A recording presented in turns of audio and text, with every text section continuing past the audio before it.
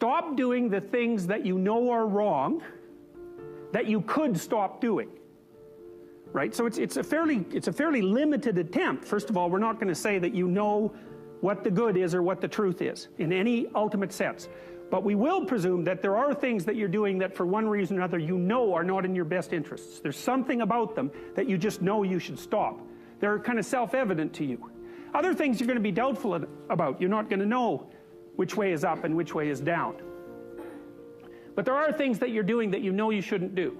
Now, some of those you won't stop doing for whatever reason. You don't have the discipline, or maybe there's a secondary payoff, or you don't believe it's necessary, or it's too much of a sacrifice, or you're angry or resentful or afraid. Who knows? So forget about those for now. But there's another subset that you could stop doing. It might be a little thing. Well, that's fine. Stop doing it and see what happens. And what'll happen is your vision will clear a little bit. And then something else will pop up in your field of apprehension that you will also know you should stop doing, and that you could stop doing, because you've strengthened yourself a bit by stopping doing the particular stupid thing that you were doing before. That just puts you together a little bit more. And you could do that repeatedly for an indefinite period of time. And you know, that doesn't necessarily mean that you're going to ever be able to formulate a clear and final picture of what constitutes the truth and the good. But it does mean that you'll be able to continually move away from what's untruth and what's bad. And, you know, that's not a bad start. For me, what has happened is the heavy, weight of anxieties and fears, those things have gotten less and less and less. And for me, life has gotten to be more like a game. And the things that used to, almost kill me, don't kill me so much. And the enjoyment of doing gets so beautiful.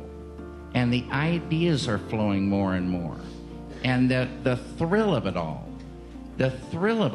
I appreciate people more.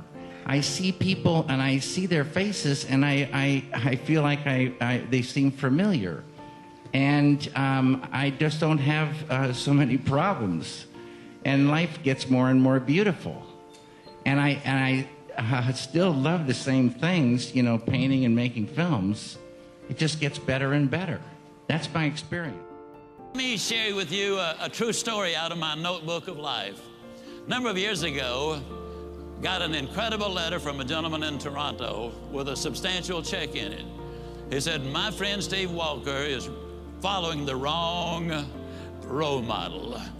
He's working himself to death, his family is falling apart, his health is in danger, and he's modeling himself out of his boss, and he trusts you and respects you. If you will give us 1 hour, I will fly him to Dallas and give you this check." Wouldn't you love to have a friend like that?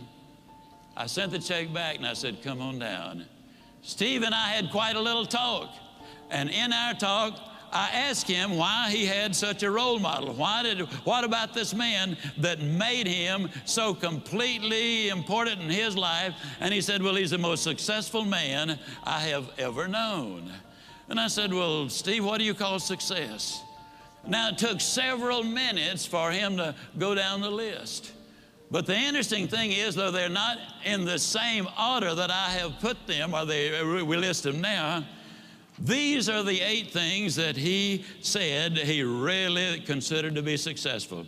If a man was happy and healthy and at least reasonably prosperous and secure, if he had friends and peace of mind and good family relationship and the hope that the future is going to be better, he said, I'd consider that man as successful. Now I'm going to really encourage you to take some notes right here. And all I want you to do, and you'll be the only one that'll see it, somewhere right in as I go down the list, write whether you get a plus on that one or a minus on that one. You'll be the only one to see it, but it might be an eye-opener. You see, most people never dare to evaluate really where they are. And you got to know where you are before you can really determine your chances of getting what you really want out of life.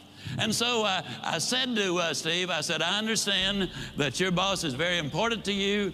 You consider him to be successful. When he finally got through with the identification, as I said earlier, these were the 8 things that he said, I think that's important for success, to measure success.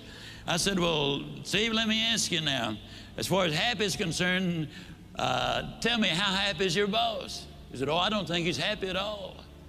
I said, why not? He said, well, I've never heard him laugh, and he seldom smiles, and besides that, he's got ulcers. I said, well, do I give him a plus or a minus? He said, oh, you give him a minus. Please grade yourself as we go. This is so important for you. Then I said, that also tells me something about his health if he's got those ulcers. Do I give him a plus or a minus? He said, you give him a minus.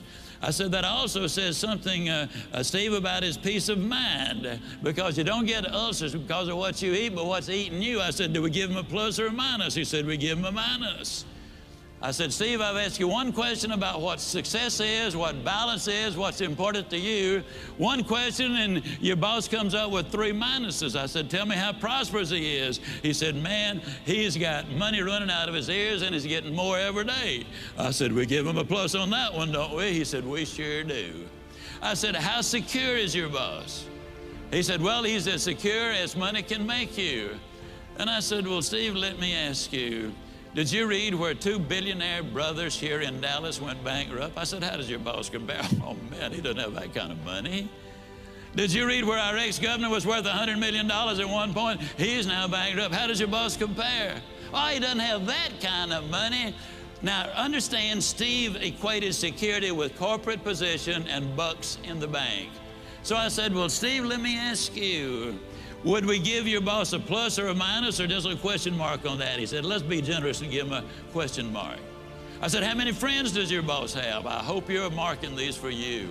How many friends, real friends, does your boss have? He said, I don't think he's got any. I'm not his friend. I just happen to admire the guy. To tell you the truth, he's somewhat of a jerk. And I said, okay, we give him a minus on that one. I said, tell me about his family. And he said, well, his wife's divorcing him. Well, that one's easy to answer. I said, how much hope does he have for the future? He said, well, before I started talking to you, I thought he had a lot. But right now, I don't think he's got any. Why did that statement come forth? Because for the first time, he had evaluated it. That's what we need to do, evaluate where we are. Are we investing our time properly, using our resources properly? What will the end results be? Well, then I said to Steve, when that was over, we give him the minus there. I said, Steve, of the 8 things that you consider marks of success, he gets 1, 2, 3, 4, 5, 6 minuses. He gets 1 plus and 1 question mark. I asked Steve a question. I'm going to ask you the same question. Steve, would you swap places with your boss right now, knowing what you know? He looked at me kind of stunned. He slowly rose to his feet and said, no, I wouldn't. Making the right decisions is a one-on-one battle. Whatever majority of the crowd's doing, find your way doing the opposite. And see 9 times out of 10 how right you turn out to be. How many of you, a show of hands, how many of you have found out a way to not waste time? Show of hands. So it's simple. See, God gives us a lot of things in life, but it's a couple things He don't give us. And time is something He gives no man. That's the one thing, no matter if you look at your watch, I look at my watch, you look at your clock, I look at my clock, you look at your phone, I look at my phone. Time slows down for no man. So the question is, how much time you gonna waste? I gave up on trying to make money years ago. I gave up on entertaining clubs years ago, 14 years, since I even thought about taking a step in anything that doesn't reflect where I'm trying to go. That's what you got to put in your head. Every decision you make, does this decision influence where I'm ultimately trying to go? Because if it does, you got to get rid of it. So these conversations that I came in to have today, I can go all day. Because I love sharing the reason why people don't realize what you got to give up to become great. What sacrifices you got to make to become great. What promises you got to make to yourself to become great. Greatness ain't a thought process. Greatness is a lifestyle. It's what you live like. It's what you get every day and breathe. Obsession with adding more value than anybody else ever dreamed of. I mean, my entire life from the very beginning days was, how do I do more for others than anyone else on earth? How do I give them experiences that are lasting? How do I create change where change was impossible? How do I take somebody who's been in therapy for 7 years and in an hour produce that result? And the way I did that was by challenging traditional psychologists and psychiatrists and getting on national radio and saying, give me your worst patient, I'll handle them in an hour, which was pretty abrasive. You know, as a young kid, you can get by with that stuff. But the best part was I backed it up. And so one of the first interventions I did was in Vancouver, British Columbia, Canada. I got on the radio. And this psychiatrist got on the phone and just on the radio live and just thrashed me. You're a liar, you're a charlatan. People like you should not be allowed on the radio. Mm-hmm. And I said, sir, I said, are you a scientist? He said, of course, I'm a physician. I said, well, a scientist would never make an assumption. And I said, you've never met me, right? No. You've never met my clients? No. And you're calling me a liar on national radio. I said, you must be stating your hypothesis. Your hypothesis is that I'm a liar and a charlatan. And if you're stating a hypothesis and you're truly a scientist, you got to be willing to test it. Mm-hmm. Am I right? Yep. He goes, well, yeah. I said, great. I'm doing a free guest event at the Holiday Inn tomorrow night. Anyone hearing my voice can come. I'm going to do a series of demonstrations, and I'm going to take one of your clients and turn around. I said, share with me somebody that you've never been able to change. I said, I'm sure you got plenty of those. You want to play hardball? I can play hardball. He goes, well, I have patients that aren't ready to change yet. I said, I haven't found any. Of course, I've done 3 therapies total. But I had so much belief. So long story short, he told me this woman he'd been working on for 7 years with a snake phobia. A phobia is not just a fear, it's an uncontrolled response to fear. So like, she dreamed the snake would bite her on the face, and then the adrenaline would shoot through her body and wake her up. And this would happen 4 to 7 times a night. Oh my goodness. 7 years. So, you know, he was put in a corner, and so he brought her down, and it took me about 15 minutes. At the end of it, I tested first, and she's screaming and shaking, and then I wrapped the snake around her. And that changed my entire career, because in that moment, there was no question. Everybody in the audience saw that this woman is transformed. And I said, you've been treated by that psychiatrist for how many years? Wow. 7 years. Then I took on sports stars. And then I turned around, you know, I did some work with Mother Teresa, Nelson Mandela, Bill Clinton. And as the years went by, it just built and built and built. I loved 2 scripts by a guy named Gregory Brooker, Spring of '61 and The Fall and Rise of Glenn. And those three I loved. Yeah, and plus, and so that hit. Now, Mary wants you to direct it. She says, take a look at this and see if you're interested in directing it. Right. And but everybody notes, first of all, this is not like anything you've ever done before. Right. It was curious. I'm reading the script and I'm feeling things, and I've always said that the film is such a beautiful language. It can do abstractions. It can do abstractions, and abstractions are the combination of all these different elements that you have in a film. It can do an abstraction of emotion, and I felt this emotion coming from the script. And that's what that's what lit my fire. The emotion of what? The emotion coming from a scene, from a word, from a look. When you read something, we all have the experience, we picture it in our minds. And those pictures, those initial things, are what guide us from then on. And so as this thing, you know, I was picturing it, at the same time, I'm feeling things, and I'm thinking, film can do this, and it could be beautiful. This thing about emotion, you know, it's an intuitive thing. The film talks to you, and the story talks to you, and so it's a little bit action and reaction. You know, you're experimenting as you go to get the thing to feel correct, and how come it has to feel correct to me, and so you work and work until it does feel correct. Make a damn schedule and stick to it. Okay, so what's the rule with the schedule? It's not a bloody prison. That's the first thing that people do wrong. They say, well, I don't like to follow a schedule. Well, it's like, well, what kind of schedule are you setting up? Well, I have to do this, then I have to do this, then I have to do this, you know, and then I just go play video games, because who wants to do all these things that I have to do? It's like, wrong. Set the damn schedule up so that you have the day you want. That's the trick. It's like, okay, I've got tomorrow. If I was going to set it up so it was the best possible day I could have, practically speaking, what would it look like? Well, then you schedule that. And obviously there's a bit of responsibility that's going to go along with that, because if you have any sense, one of the things that you're going to insist upon is that at the end of the day, you're not in worse shape than you were than at the beginning of the day, right? Because that's a stupid day. If you have a bunch of those in a row, you just dig yourself a hole and then you bury yourself in it. It's like, sorry, that's just not a good strategy. It's a bad strategy. So maybe 20% of your day has to be responsibility and obligation, or maybe it's more than that, depending on how far behind you are. But even that, you can ask yourself, okay, well, I've got these responsibilities. I have to schedule the damn things in. What's the right ratio of responsibility to reward? And you can ask yourself that, just like you'd negotiate with someone who is working for you. It's like, okay, you got to work tomorrow.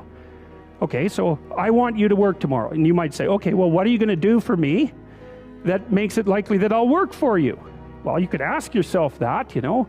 So maybe you do an hour of responsibility and then you play a video game for 15 minutes. I don't know, whatever turns your crank, man. But, you know, you have to negotiate with yourself and not tyrannize yourself. Like you're negotiating with someone that you care for, that you would like to be productive and have a good life. And that's how you make the schedule. It's like, and then you look at the day and you think, well, if I had that day, that'd be good. Great.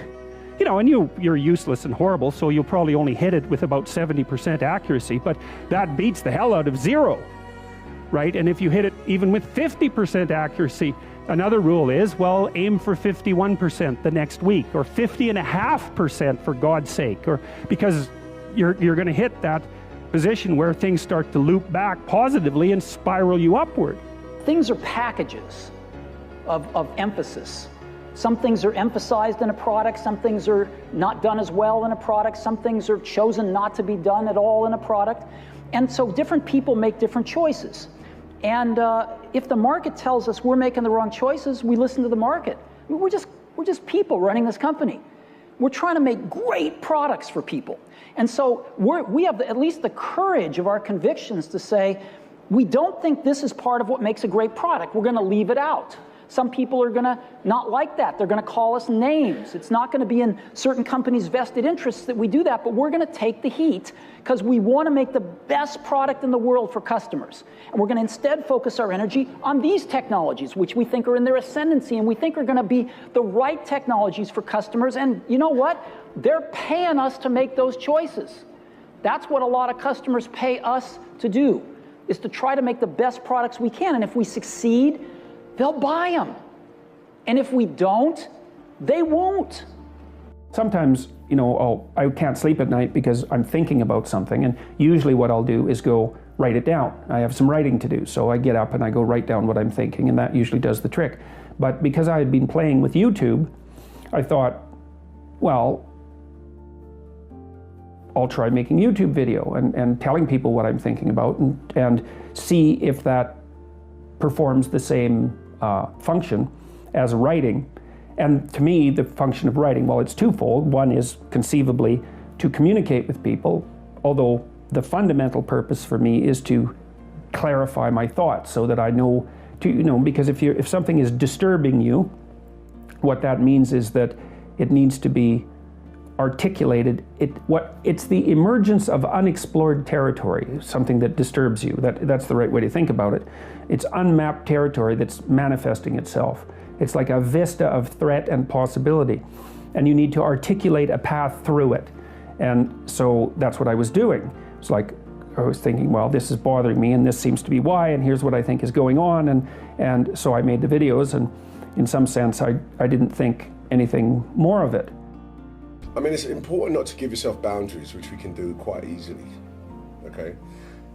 People talk about aiming for the skies. Sometimes even aiming for the skies is intimidating. Just don't give yourself boundaries. Your sky and my sky might be different. You know what I mean? But neither of us will touch the sky if we give ourselves boundaries. You know what I mean? Whatever your sky is, whatever your biggest dream is, I might have already touched that, you know? So in other words, what sky? Where does the sky end? I'd rather people go, you know what, I'm not going to restrict myself to going, I can only do this, or I can only do that, or I have to do it this way, or I have to do it that way. I think it's important that people just go, lose the boundaries, lose the conformity, and just go for it. There's a lot of forces in life that tend to funnel us down into this institutionalized path. And where people, you know, where people sometimes forget that that they're very unique, and that they have very unique feelings and perspectives. And again, it's, you know, the whole computer industry wants to forget about the humanist side, and just focus on the technology. And a lot of our industry focuses just on more is better, more megahertz and megabytes and, you know, speeds and feeds, we call it. But we think there's a whole other side to the coin, which is, what do you do with these things? Can we do more than just spreadsheets and word processors? Can we help you express yourself in richer ways, in your music, in your movies, in your photography, and these kinds of things that people want to do? It was a real sort of liberating feeling. At 16, 17 years old, the one thing I really liked to do was drama. And there was no sort of like beacon for this could be a career, you could do it. I didn't see that. But I really loved to do it. So I just said, I want to do what I love, you know what I mean? And so it was like school plays? Or yeah, school plays. And from school, you know, literally, you know, my sort of 5th year, my drama teacher was like, look, you know, you got some talent here, brother. You know, you did really well in your GCSEs. You got some talent. Why don't you do it? And she gave me this course. There was a 2-year performing arts course. It was a new course. And she was like, do the course, fall on your face for 2 years, paint scenery, direct plays, just do it for 2 years and see if you like it. And that's what I did. That's why I fell in love with it. Started to pay very careful attention to what I was saying. I don't know if that happened voluntarily or involuntarily, but I could feel a sort of split developing in my psyche, and the split, and I've actually had students tell me the same thing that has happened to them after they've listened to some of the material that I've been describing to all of you. But I split into two, let's say, and one part was the, let's say, the old me that was talking a lot and that liked to argue and that liked ideas. And there was another part that was watching that part, like just with its eyes open and neutrally judging. And the part that was neutrally judging was watching the part that was talking and going, that isn't your idea. You don't really believe that. You don't really know what you're talking about. That isn't true. And I thought, that's really interesting. So now and that was happening to like 95% of what I was saying. And so then I didn't really know what to do. I thought, okay, this is strange. So maybe I've fragmented, and that's just not a good thing at all. I mean, it wasn't like I was hearing voices or anything like that. I mean, it wasn't like that. It was, well, people have multiple parts. So then I had this weird conundrum. It was like, well, which of these two things are me? Is it the part that's listening and saying, no, that's rubbish, that's a lie, you're doing that to impress people, you're just trying to win the argument, you know? Was that me, or was the part that was going about my normal verbal business me? And I didn't know, but I decided I would go with the critic. And then what I tried to do, what I learned to do, I think, was to stop saying things that made me weak. And that, I mean, I'm still trying to do that, because I'm always feeling when I talk whether or not the words that I'm saying are either making me align or making me come apart. And I think the alignment, I really do think the alignment I think alignment is the right way of conceptualizing it, because I think if you say things that are as true as you can say them, let's say, then they come out of the depths inside of you. Because we don't know where thoughts come from. We don't know how far down into your substructure the thoughts emerge. We don't know what processes of physiological alignment are necessary for you to speak from the core of your being. We don't understand any of that. We don't even conceptualize that, but I believe that you can feel that. And I learned some of that from reading Carl Rogers, by the way, who's a great clinician, because he talked about mental health in part as the coherence between the spiritual or the abstract and the physical, that the two things were aligned. And there's a lot of idea of alignment in psychoanalytic and clinical thinking. But anyways, I decided that I would start practicing not saying things that would make me weak. And what happened was that I had to stop saying almost everything that I was saying. I would say 95% of it.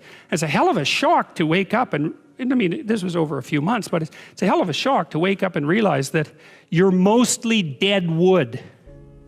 It's a shock, you know, and you might think, well, do you really want all of that to burn off? It's like, well, there's nothing left but a little husk, 5% of you. It's like, well, if that 5% is solid, then maybe that's exactly what you want to have happen. When you finish a film, your job basically is over. And when you have a desire to share your work, and so you put it out into the world. And you realize that, yes, you can help the film some by giving interviews, or you can go to some places and have talks. But basically, the film is on its own. And you can't tell whether it's going to go good or going to go bad. It's important that you believe in your work. And that's the most important thing. There needs to be someone who is sort of the keeper and reiterator of the vision. Because there's just a ton of work to do. And a lot of times, you know, when you have to walk 1,000 miles and you take the first step, it looks like a long ways. And it really helps if there's someone there saying, well, we're one step closer. You know, the goal definitely exists. It's not just a mirage out there. So in 1,001 little and sometimes larger ways, the vision needs to be reiterated. I do that a lot. In a world that's changing so quickly, the biggest risk you can take is not taking any risk.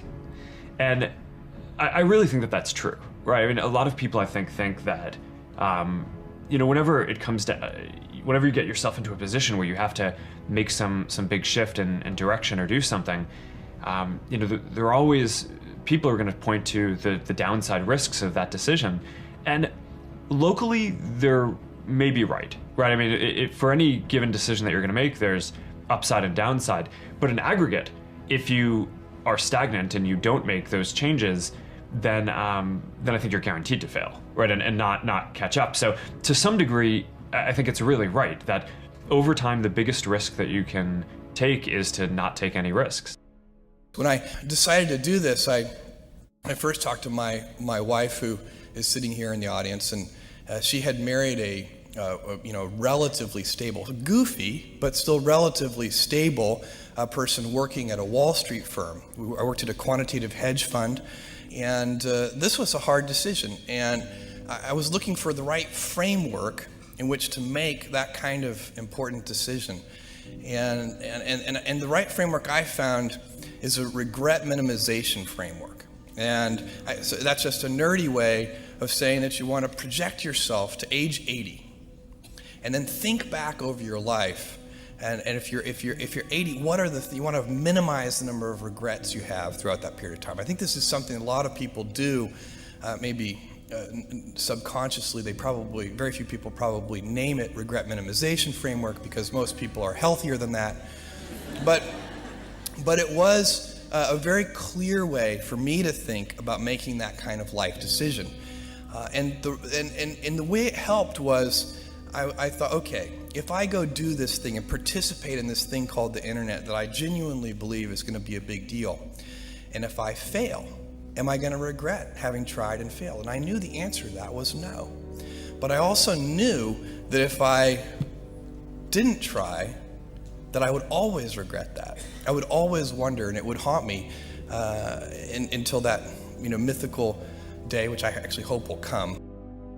I was just having a debate with a friend of mine, and we got stuck on the difference between fault and responsibility. She kept talking about how something was somebody's fault, it's somebody's fault. And I was like, it don't matter whose fault it is that something is broken if it's your responsibility to fix it. For example, it's not somebody's fault if their father was an abusive alcoholic, but it's for damn sure their responsibility to figure out how they're going to deal with those traumas and try to make a life out of it. It's not your fault if your partner cheated and ruined your marriage, but it is for damn sure your responsibility to figure out how to take that pain and how to overcome that and build a happy life for yourself. Fault and responsibility do not go together. It sucks, but they don't. When something is somebody's fault, we want them to suffer. We want them punished. We want them to pay. And we want it to be their responsibility to fix it, but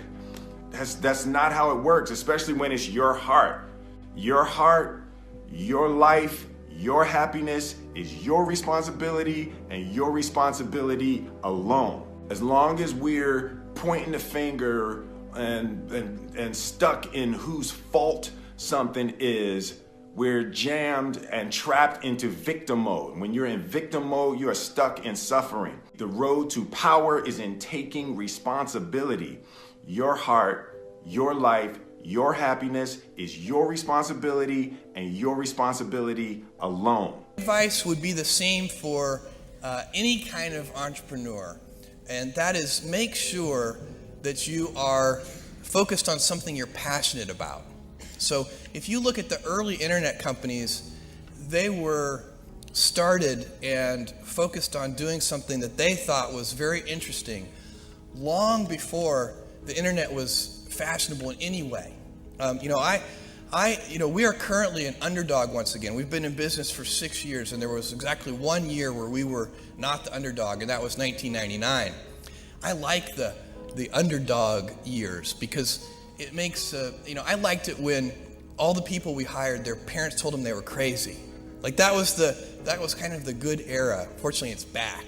In 1999, all the parents were like, giving their brothers and sisters high fives. My son is working at Amazon.com. So that's a very, you can't follow the fashion when you're trying to do a startup company, or I think really anything in life. But you have to, as an entrepreneur, if you're gonna build a company, pick something you think is interesting that has the intersection of genuinely creating real customer value, and then just stay right there and let the wave catch you. Make a damn schedule and stick to it. Okay, so what's the rule with the schedule? It's not a bloody prison. That's the first thing that people do wrong. They say, well, I don't like to follow a schedule. Well, it's like, well, what kind of schedule are you setting up? Well, I have to do this, then I have to do this, then I have to do this, and then I just go play video games, because who wants to do all these things that I have to do? It's like, wrong. Set the damn schedule up so that you have the day you want. That's the trick. It's like, okay, I've got tomorrow. If I was going to set it up so it was the best possible day I could have, practically speaking, what would it look like? Well, then you schedule that. And obviously there's a bit of responsibility that's going to go along with that, because if you have any sense, one of the things that you're going to insist upon is that at the end of the day, you're not in worse shape than you were than at the beginning of the day, right? Because that's a stupid day. If you have a bunch of those in a row, you just dig, you dig yourself a hole and then you bury yourself in it. It's like, sorry, that's just not a good strategy. It's a bad strategy. So maybe 20% of your day has to be responsibility and obligation, or maybe it's more than that, depending on how far behind you are. But even that, you can ask yourself, okay, well, I've got these responsibilities. I have to schedule the damn things in. What's the right ratio of responsibility to reward? And you can ask yourself that, just like you'd negotiate with someone who is working for you. It's like, okay, you got to work tomorrow. Okay, so I want you to work tomorrow. And you might say, okay, well, what are you going to do for me that makes it likely that I'll work for you? Well, you could ask yourself that, So maybe you do an hour of responsibility and then you play a video game for 15 minutes. I don't know, whatever turns your crank, man. But, you have to negotiate with yourself and not tyrannize yourself. Like you're negotiating with someone that you care for, that you would like to be productive and have a good life. And that's how you make the schedule. It's like, and then you look at the day and you think, well, if I had that day, that'd be good. Great. And you're useless and horrible, so you'll probably only hit it with about 70% accuracy, but that beats the hell out of 0. right? And if you hit it even with 50% accuracy, another rule is, well, aim for 51% the next week, or 50.5% for God's sake, or because you're going to hit that position where things start to loop back positively and spiral you upward.